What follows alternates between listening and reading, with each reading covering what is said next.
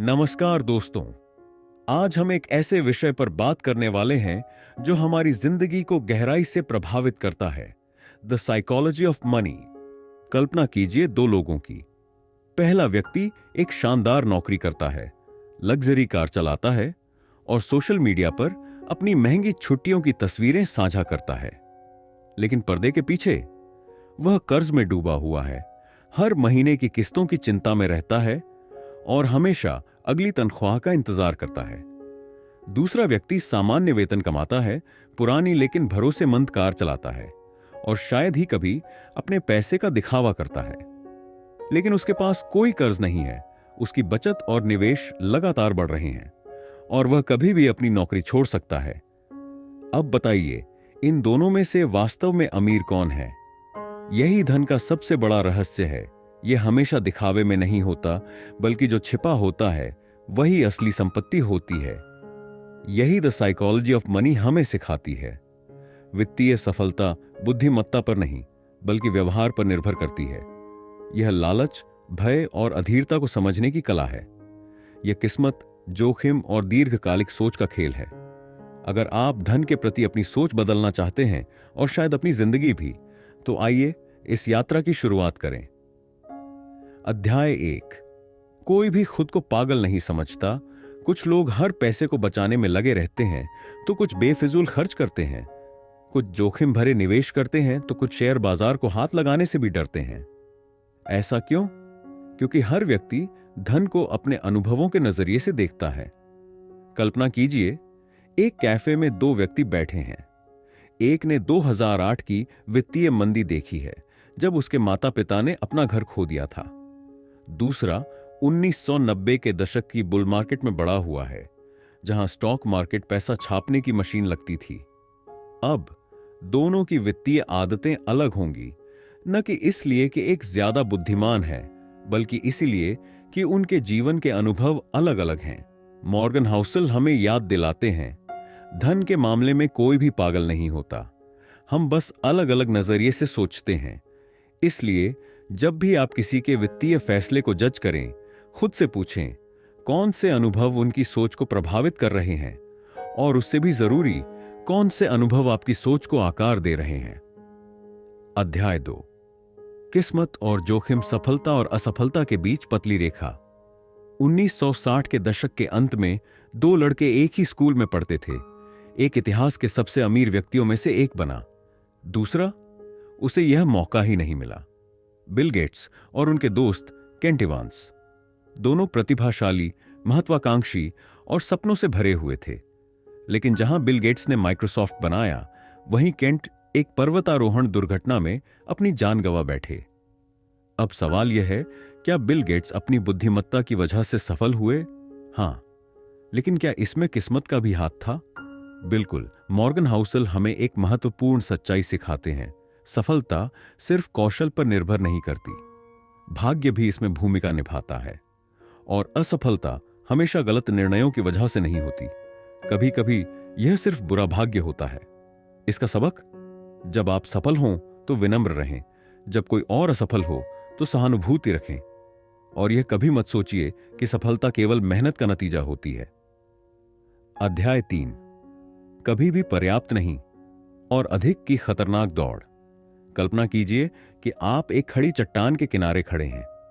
नीचे अपार धन का समुद्र फैला हुआ है। आप उसे पाने के लिए कितनी दूर तक छलांग लगाने को तैयार होंगे?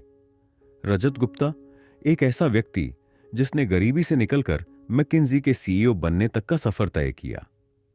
उनके पास करोड़ों की संपत्ति थी, लेकिन फिर भी उन्हें और ज्यादा चाहिए था।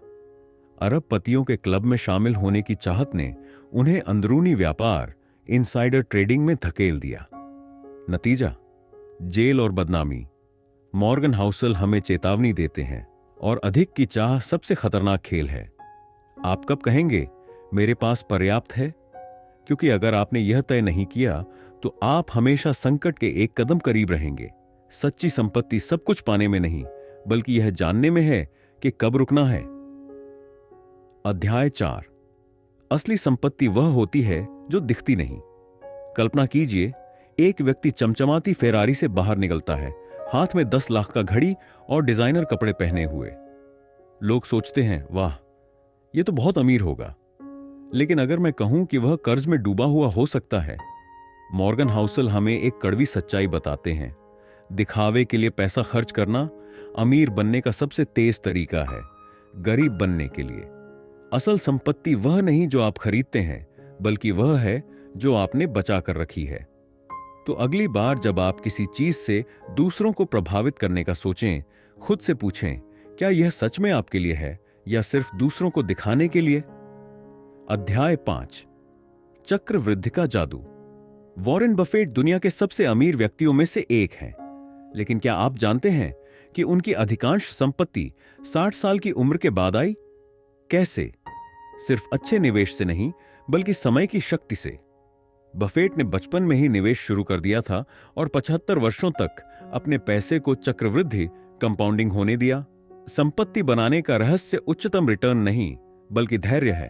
सबक: जल्दी शुरू करें, धैर्य रखें और समय को आपके लिए काम करने दें। अध्याय 6, बचत।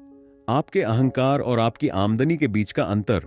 मान लीजिए 2 लोग समान वेतन कमाते हैं, एक कुछ भी नहीं बचाता, दूसरा अपनी आमदनी का 30% बचा लेता है।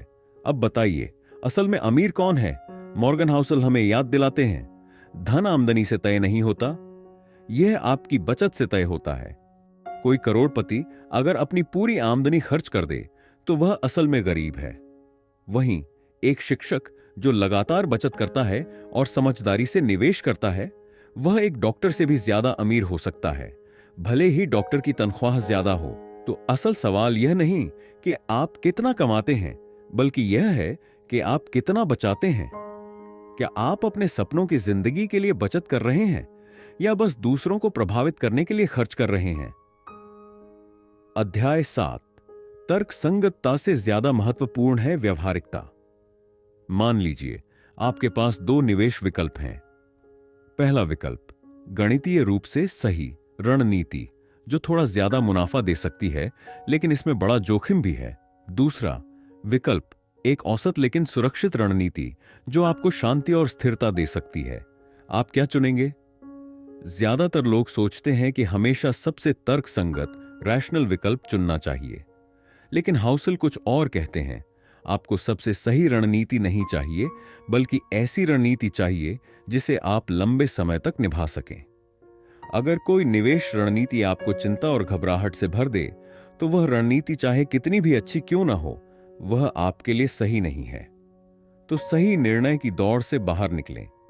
वो रणनीति अपनाएं जिसे आप सालों तक आराम से निभा सकें, क्योंकि निरंतरता, कंसिस्टेंसी हमेशा बुद्धिमत्ता से ज्यादा महत्वपूर्ण होती है।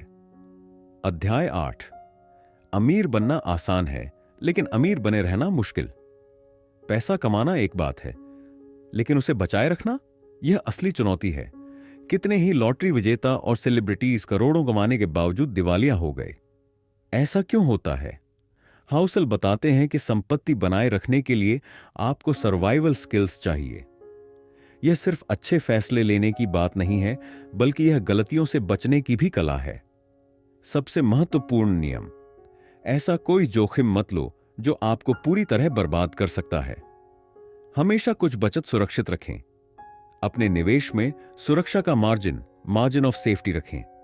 और यह कभी मत मानिए कि आप अजेय हैं, क्योंकि इस खेल में असली लक्ष्य सिर्फ जीतना नहीं है, असली लक्ष्य लंबे समय तक टिके रहना है। अध्याय 9, बड़े मौके। जहां कुछ बड़े फैसले हजारों छोटे फैसलों से ज्यादा महत्वपूर्ण होते हैं। क्या आप जानते हैं कि अमेज़न से पहले जेफ बेजोस ने कई असफल बिजनेस आइडिया शुरू किए थे?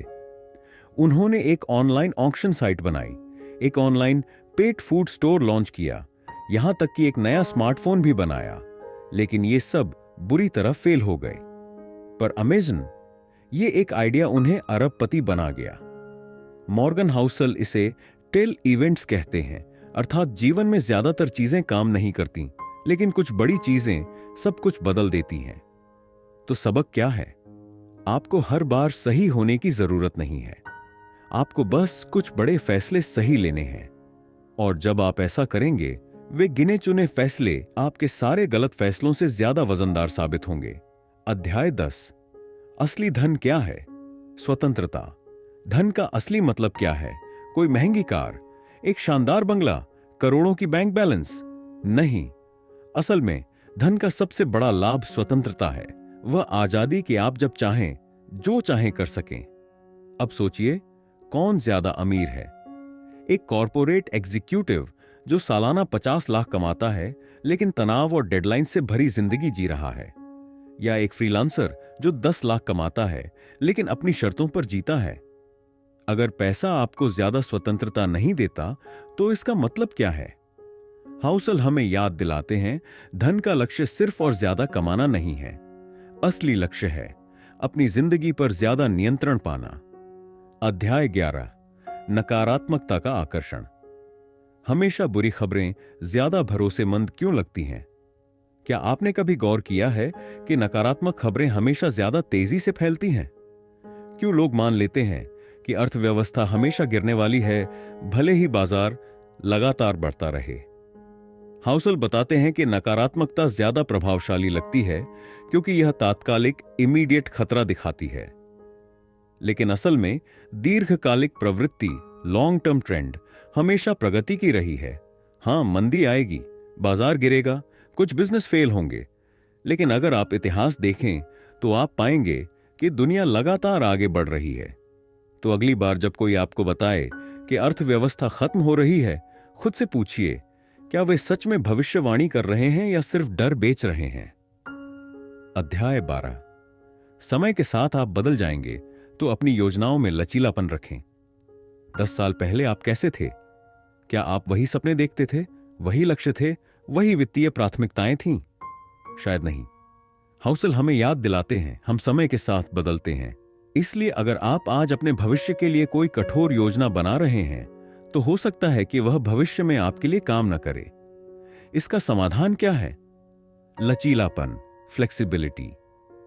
कठोर योजनाएं न बनाएं, बल्कि ऐसे विकल्प बनाएं जो आपको समय के साथ बदलने की अनुमति दें। क्योंकि एक बात पक्की है, भविष्य में आप आज के जैसे नहीं होंगे। निष्कर्ष, धन क्या कर सकता है और क्या नहीं कर सकता? तो इन सभी पाठों का असली सार क्या है? धन सिर्फ संख्याओं का खेल नहीं है। यह व्यवहार, धैर्य, विनम्रता और पर्याप्त की समझ रखने का खेल है। सच्ची संपत्ति सिर्फ बैंक बैलेंस में नहीं होती, यह आजादी, सुरक्षा और मानसिक शांति में होती है। तो खुद से पूछें, क्या आप पैसे को खुशी का साधन बना रहे हैं, या क्या पैसा आपको नियंत्रित कर रहा है? क्योंकि अंततः धन का मनोविज्ञान असल में जीवन के मनोविज्ञान का ही एक हिस्सा है। अगर आपको यह ऑडियो बुक समरी पसंद आई हो तो इसे अपने दोस्तों और परिवार के साथ साझा करें, ताकि वे भी धन का मनोविज्ञान समझ सकें और बेहतर वित्तीय भविष्य बना सकें। आपकी सफलता की यात्रा यहीं से शुरू होती है। अब आगे बढ़ें और अपने वित्तीय फैसलों को समझदारी से लें।